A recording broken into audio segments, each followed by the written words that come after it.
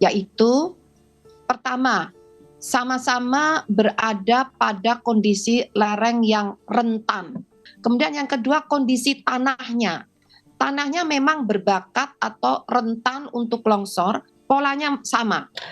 Namun, kapan akan longsor? Ini yang menjadi agak berbeda.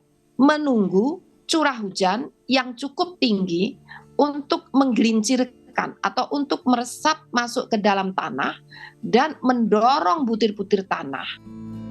Kepala Pusat Data, Informasi dan Komunikasi Kebencanaan BNPB Abdul Muhari bilang, daerah yang pernah terjadi bencana longsor berpotensi berulang jika tidak ada perbaikan signifikan.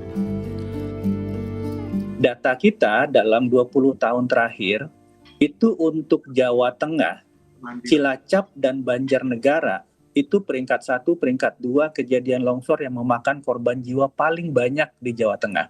Itu tadi yang kemudian saya sampaikan, kalau historis kabupaten wilayahnya udah seperti itu, maka kalau misalkan kita tidak benar-benar melakukan restorasi lingkungan di bagian atas, penanaman pohon keras yang bisa mengikat air dan mengikat tanah dan seterusnya, pasti ini akan terus berulang.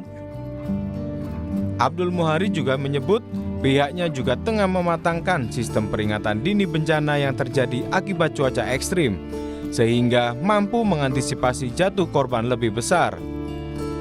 Tim Liputan Kompas TV.